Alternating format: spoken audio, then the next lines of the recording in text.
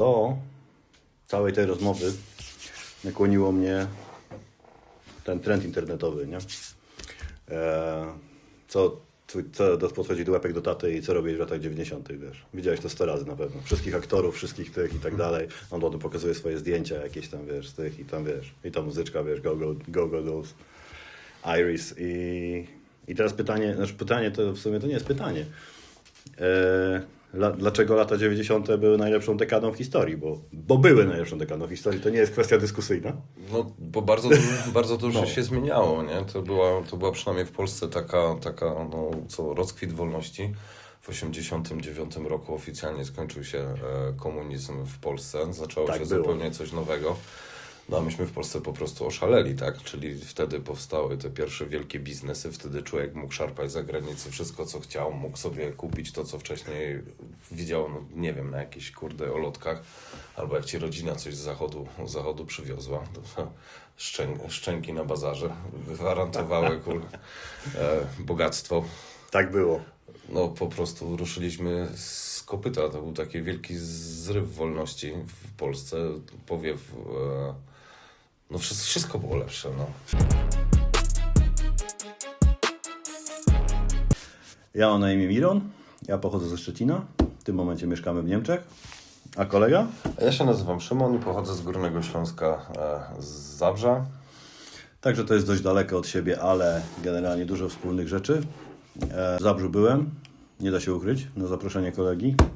Dużo obejrzeliśmy. Tak samo jak ja w Szczecinie na zaproszenie Rewanż musi być. Tak jest. kolegi. Kurde, najdalej od swojego domu na Śląsku najbardziej się bałem to Sosnowiec, bo tam przez granicę trzeba przejechać. No tak. Mam akurat rodzinę w Sosnowcu, pozdrawiam.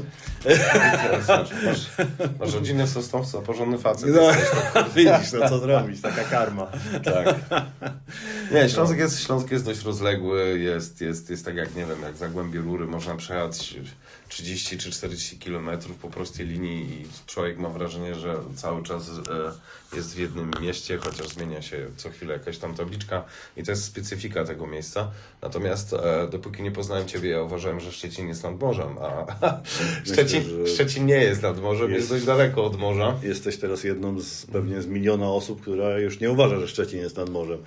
No, natomiast cała reszta pewnie uważa, bo wystarczy rzut okiem na mapę, bo tu jest Zarez Szczeciński, bo morze prawie. Może prawie, dokładnie. Tak, ale Szczecin faktycznie. Wody macie dużo faktycznie, po ostatniej przejazdce rowerowej w Szczecinie tam ciężko się Pod dostatkiem. od wody oddalić, ale do morza jeszcze trochę brakuje. No ale po wielu, wielu latach w Szczecinie wraca życie nad Odrę. Tak? Nad Odrę. Tak, za Niemca, tak, tam się koncentrowało całe życie nad Odrą. Te wszystkie kutry, wszystkie kafejki, wszystkie statki i tak dalej, ileś tam mostów. Także było tam rzeczywiście całe tam gospodarczo-kulturalne, tam cały tryb działał tam właśnie nad Odrą, tak? Kiedyś pracowałem w sklepie monopolowym, to akurat bez związku, ale taka młoda jakaś parka zajrzała do sklepu i się pytałem, gdzie tu jest rynek, tak? Rynek? Ale jaki taki rynek? Taki jak Manhattan? Jak Turzyn czy coś? Taki rynek, wiesz, to ludzie stoją z budami i handlują? Nie, no taki stary rynek. Szczecin, stary rynek? To były, wiesz, lata 90. właśnie, wracając do lat 90. nie było czegoś takiego w Szczecinie, tak? Był zamek, było jakieś tam, wiesz, brama portowa i tak dalej, tam te wszystkie rzeczy dookoła, ale czegoś takiego jak rynek, tak jak, nie wiem, w Krakowie, nie ma czegoś takiego i nie ma tego do dzisiaj, no wiadomo, nikt sztucznie tego nie zbuduje, tak? W latach, wiesz, 2026. Natomiast, gdzieś trzeba, wiesz, patrzeć w przyszłość i kształtować to w nowy sposób, tak? U Ciebie na pewno rynków jest pod dostatkiem na rejonie. No też nie, bo ale w Gliwicach jest. No w Gliwicach jest, ale Gliwice to jest miasto o innej charakterystyce, o innym charakterze niż Zabrze. Zabrze było takie typowo przemysłowe, tam było kopalnia, huta. Kamienice i tramwaj. Dokładnie, kamienice i tramwaj, natomiast Gliwice są takie trochę bardziej piastowskie, bym nawet powiedział. Tam kiedyś był jakiś mały zameczek, był rynek, jakieś baszty, mur dookoła tego wszystkiego i to zostało do dzisiaj. Jedziesz do Gliwic, to jest 5-6 kilometrów, ale czuć różnicę, że to nie jest takie miasto jak, nie wiem, Bytom czy Chorzów. Tak jest. Czy To jest różnica, tak? Więc jeśli chodzi o takie stare zabytki w Zabrzu, nie mamy tego po prostu za dużo. Mamy zabytki kultury przemysłowej po prostu. Można zjechać sobie w kopalni na dół na 300 metrów, czy tam 500. Byłem, dziękuję. Można sobie 100 metrów pod ziemią pójść do Oczywiście. pubu, napić się piwa. Można przepłynąć się łódką pod wodą. Dokładnie, można się pod ziemią, tak jest. przepłynąć się łódką, natomiast jeżeli ktoś szuka jakichś takich starych zamków, zabytków, rynków, to nie w tym miejscu, tam nie ma tego aż No tak. ale jak tam po Zabrzu trochę się tam pookręciliśmy, no to definitywnie cały czas tam ducha lat 90. wszędzie znajdziesz. Na każdym rogu, Jest na każdym pod rogu dostatkiem, tak. są też takie dzielnice, które się od tych lat 90. naprawdę niewiele zmieniły. Nie chcą się uwolnić. Nie chcą tak. się od tego uwolnić, do tego ducha lat 90. Kultywują. Byliśmy razem na siemianowickich Lipinach. Na Lipiny, tak, To legendarne. już jest takie miejsce, które umiera, to można by nakręcić film i nie Oj, trzeba by, to nie jeden. naprawdę nie trzeba by niczego charakteryzować, po prostu wjeżdżasz z kamerą i jesteś No ale jak... wiesz, z drugiej strony Nikisz, tak? Wiele się zabudową powiedzmy nie różni strasznie, ale to jest już zupełnie inny level, tak? Ale Nikisz jest wylizany, No, wygwizdany, jest sławny, no a Lipiny to Lipiny.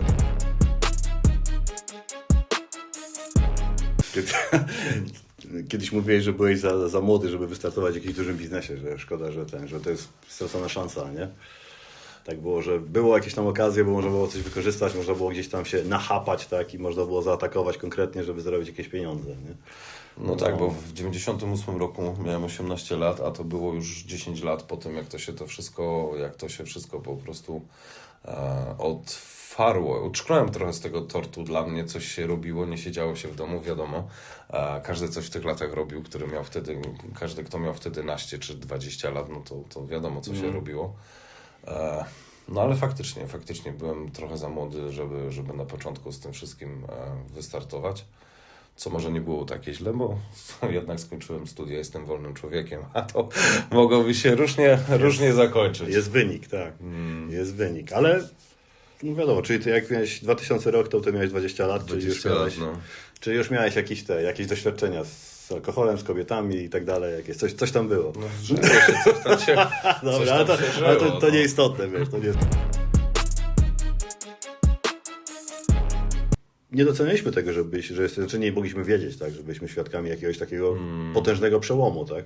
Świat się zmienił potężnie. My sobie po prostu nie zdawaliśmy wtedy sprawy z tego, co się stało i z tych zmian, które nas dotknęły, a zmieniło się tam wszystko. Cała optyka, generalnie wszystko się zmieniło, wszystko zaczęliśmy budować na nowo. Polacy zachłysnęli się tą wolnością, tym takim dość agresywnym kapitalizmem na początku. No, była bieda. Em, Była bieda, tak? Ludzie potracili pracę i tak dalej. Wiadomo, że wolność wolnością, ale to była taka wolność bez majtek, nie? No, nie było nic i tak dalej. Trzeba było tam, wiesz, wiadomo, ultra kombinować i... Też No nie, i do czego to, wiesz, do czego to dochodzić powoli takich rzeczy, nie? nie każdy człowiek wtedy też dawał radę ze zmianą tego systemu. Niektórzy byli przyzwyczajeni do tego, co było Tak jest. wcześniej, czy się stoi, czy się leży, się należy. I każdy tam miał jakieś mieszkanie, jakaś wypłata. No, ale były też jednostki, które się w kapitalizmie odnalazły bardzo dobrze i zresztą... No, Za dobrze nawet. To wydaje mi się, że jest główny punkt, dlaczego te lata ta dekada była tak mega. Było multum jakościowej muzyki, nie? Kurczę, Masa. jaka muzyka miała na mnie wpływ, spektrum było bardzo, bardzo szerokie, ponieważ z jednej strony lubiłem i lubię do dzisiaj słuchać ciężkich brzmień, jakiegoś ciężkiego metalu, nawet takiego dość mocno ciężkiego, jak na przykład Kat czy Orbituary, Wiem. takie rzeczy, a z drugiej strony była zupełnie świeża hip-hopowa scena w Polsce. To jest ważne. Od ciebie z rejonu dużo. Tak. Śląsk był dość mocny, jeśli o to chodzi. Kalibry, nie kalibry. Tak, plus i minus i paktofonika, tam wiadomo, stamtąd, tak? Tak, paktofonika i z jednej strony słuchałem takich ciężkich brzmień, a z drugiej strony fajnie się też słuchało tego hip-hopu i to było takie autentyczne, bo ja tych ludzi miałem czasami na ulicy, tak. można było pójść do klubu studenckiego, gdzie właśnie wtedy oni grali i miałem to w ogóle na żywo, a poza tym to było takie autentyczne, nie? O, to jest ważna cecha. Przy tej muzyce to jest ważna cecha, tak, żeby to gdzieś tam z jakiegoś serca wypływało, tak, bo wiadomo, że robot tego nie napisze, nie? Magik zakończył karierę w Katowicach, swój żywot, tak, z tego co pamiętam, także tam są, no, dużo tych twoich hip-hopowych śladów można tam szukać, tak, ale to rzeczywiście jest taki mem na internecie, to właśnie to też tam jest z tymi, że 6 tych albumów, tych światowych potęg, Metallica, Red Hot Chili Peppers, Pearl Jam, Nirvana i tak dalej w ciągu chyba 2 miesięcy się ukazało. Tak, dokładnie, tak to było. I tam 90 któryś rok, to był kosmos, tak? To był kosmos. Wyobraź sobie dzisiaj coś takiego, że kilka takich mega grup, wiesz, wydaje naraz jakieś tam, teraz nie wydają w sumie albumów, tak? Tylko wypuszczają jakieś kawałki i tak dalej. Że ciężko w ogóle o rockowe czy coś takiego brzmienia w tym czasie, tak? Ale wtedy jeszcze tam się świetnie, no, ale spektrum, tak jak mówisz, było potężne, tak? Mogłeś znaleźć sobie miejsce w hip-hopie, mogłeś znaleźć miejsce w metalu, bo miał Prime. Love Parade się zaczęło, tak? Każdy mógł sobie w muzyce elektronicznej jakieś tam rzeczy znaleźć. Kto chciał grunge, to miał swoje Nirvany, Pearl Jamy, Soundgarden i tak dalej. Każda Oasis. Uwielbiałem Oasis, tak? Wiesz, Britpop, nie? I tak wiesz, wszędzie, gdzie się nie rozejrzałeś, każdy miał swoją działkę, tak? Nie ma w kolejnych innych dekadach, nie ma takiego aż potężnego, wiesz, zastrzyku jakościowej muzyki, tak? Ja byłem generalnie Depeszem, tak? Także wiesz, u nas był ewidentny podział, tak?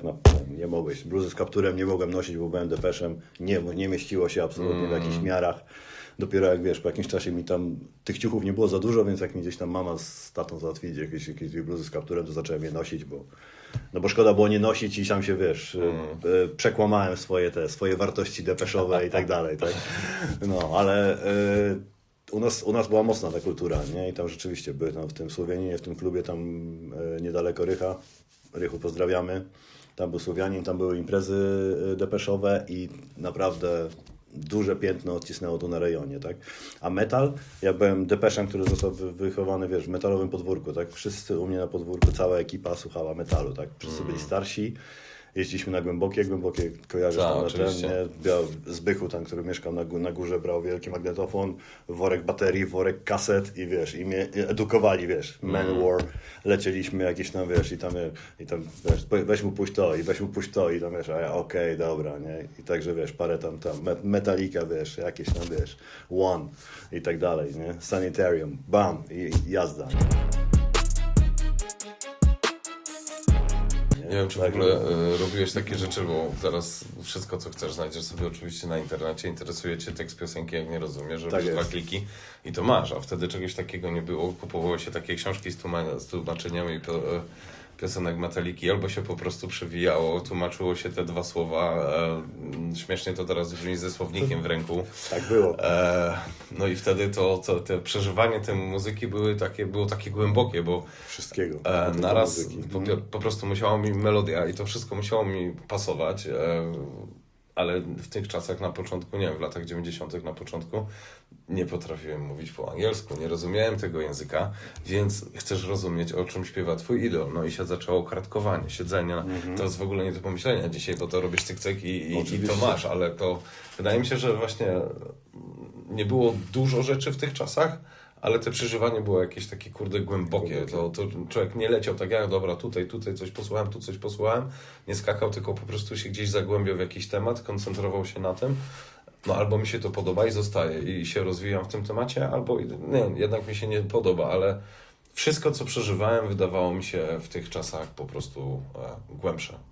No bo tak było, tak? Miałeś kasetę jedną, miałeś jedną płytę, tak? Czy coś takiego i słuchałeś, wiesz, 1500 razy, tak? Do tego wszystko na pamięć, każdy kawałek, każdy takt i tak dalej. Wiedziałeś, jaka będzie piosenka następna i tak samo było z jakimiś tam grami i tak dalej, bo tam, wiesz, kultura growa też mi jest bliska. To było też tak samo. 4 gry na jakieś tam Nintendo, one były przegrane w 100%, a teraz wiesz, dzieciak odpala jakieś coś i bach, dobra, to nie. Tak samo zresztą my robimy, tak? Masz wybór potężny, tak? Film, Netflixy, jakieś coś tam, dobra, to nie. I siedzisz i po 40 minutach szukania nie masz nic, tak? I sobie odpalasz film, przynajmniej ja, z 90 roku. 90 któregoś. I masz tam 100% gwarancji, że to jest jakość, że to się da obejrzeć, że to będzie świetny film, sensacja i tak dalej. Aktorzy robili swoją robotę, scenarzyści robili swoją robotę.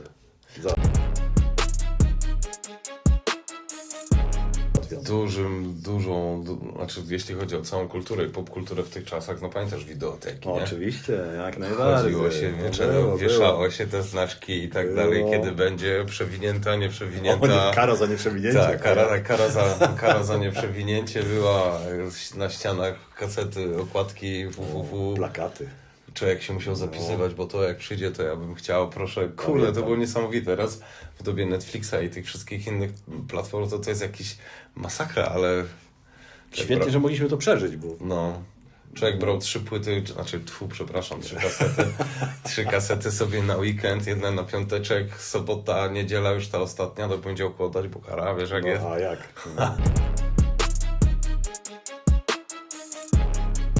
W 97. Czyli lata 90. popatrz, wszystko się zgadza. Wszystko w tym samym czasie. W sumie to zacząłem w 96, bo można było teorię robić wcześniej i jeździć na placu, ale od wieku 17 lat można było dopiero robić jakieś tam jazdy na mieście.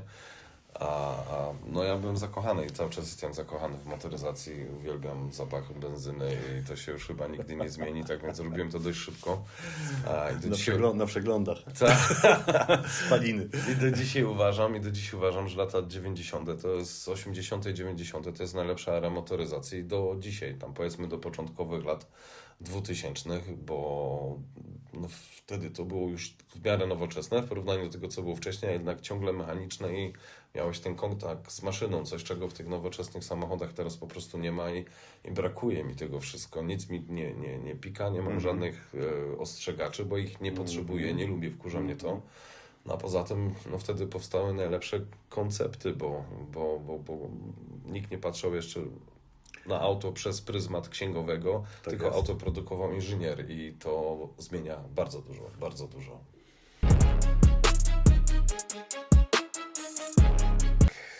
A jaki miałeś pierwszy samochód? No kurczę, no podstawą, moim pierwszym autem był naturalnie Maluch. No oczywiście. Maluch, to był taki brązowy maluszek, potem miałem niebieskiego maluszka i potem to poszło dalej, potem już jakieś tam golfy były, nie golfy, no klasyka gatunku, no. Wydaje mi się, że większość ludzi, którzy zaczyna w tym czasie przygodę z 4 kółkami, no to co, no Maluch, nie?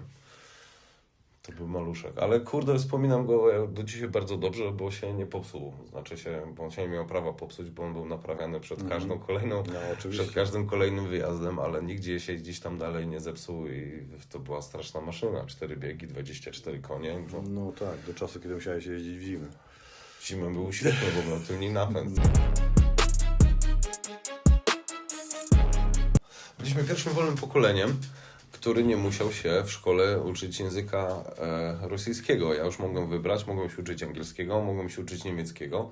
Natomiast jakbym był rok starszy, czyli urodziłbym się w 79, poszedłbym normalnie do szkoły, to musiałbym mieć w tej szkole obowiązkowy język rosyjski.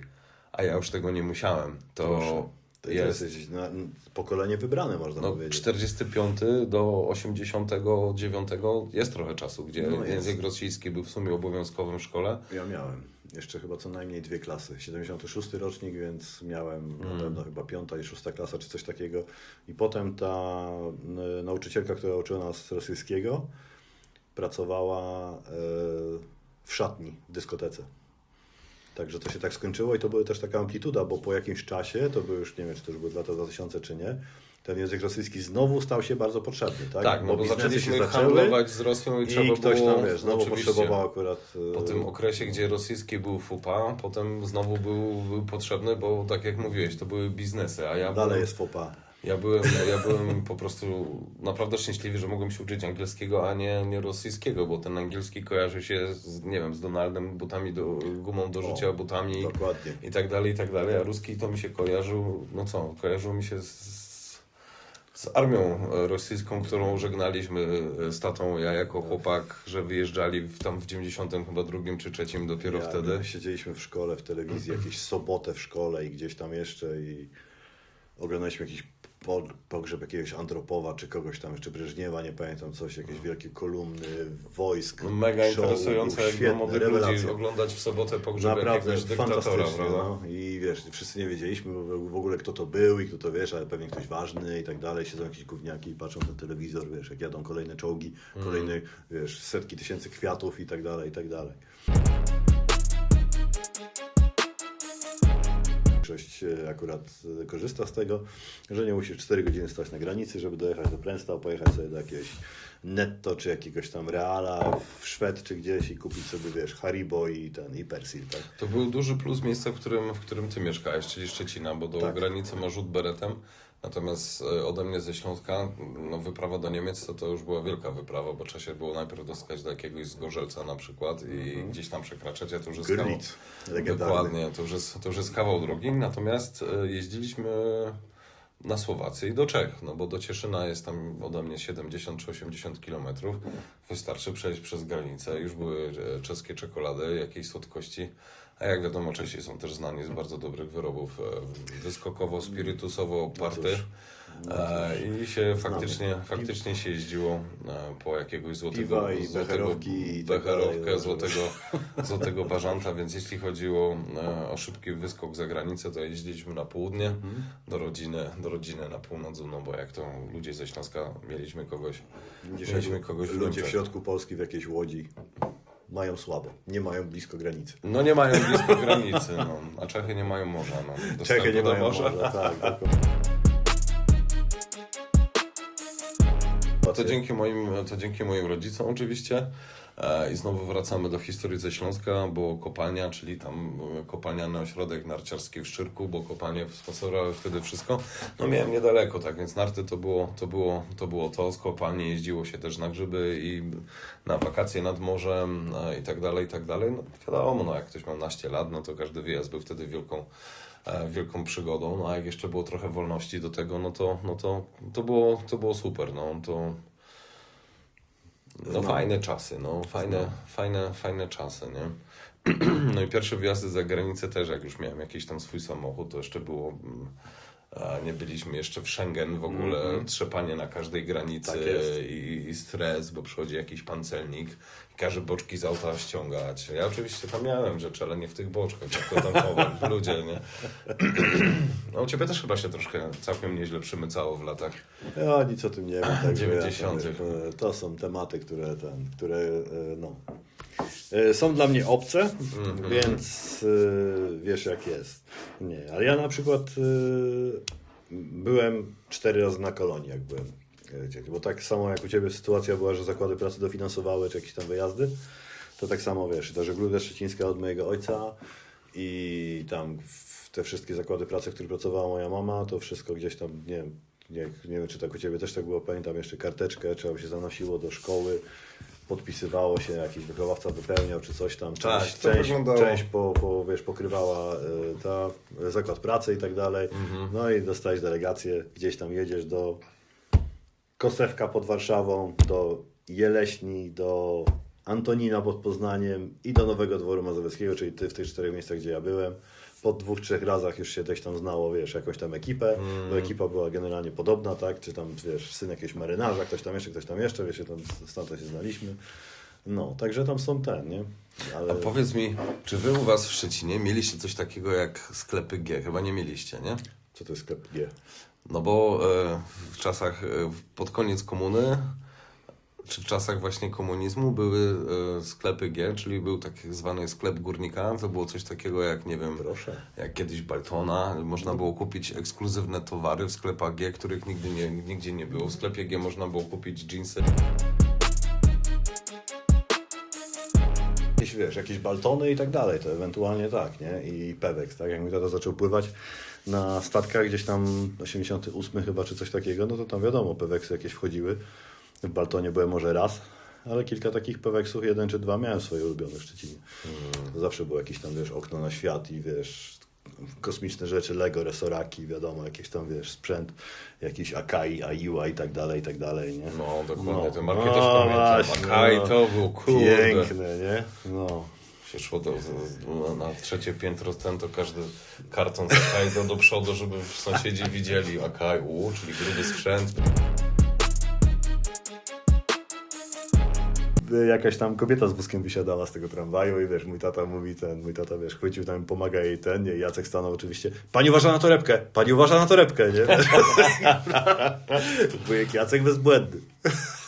I to jest Legenda. Właśnie, to jest właśnie jeszcze Legenda. to, co mi się bardzo w latach 90. Podobało, że w sumie nie mieliśmy tylu rzeczy, co teraz.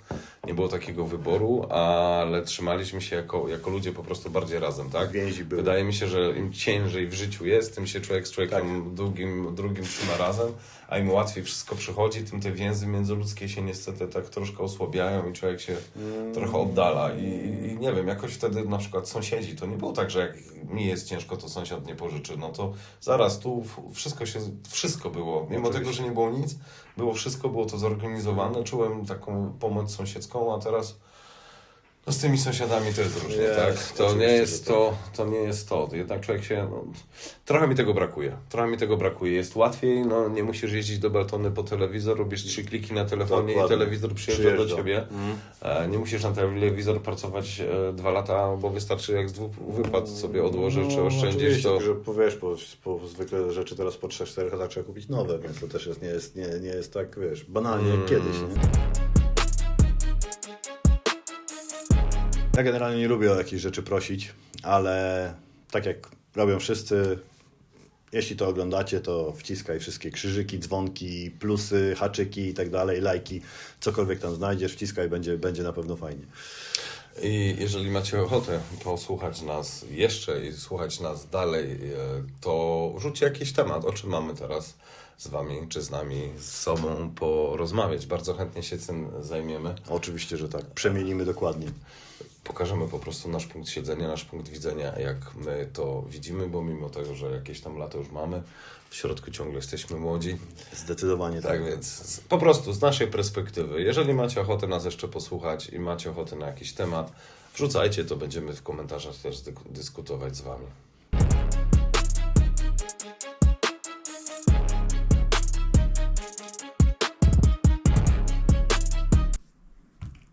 Pięknie, Szymon. Pięknie. Pięknie to zamknąłeś taką puentą, że kurwa nie ma co zbierać. Kurna!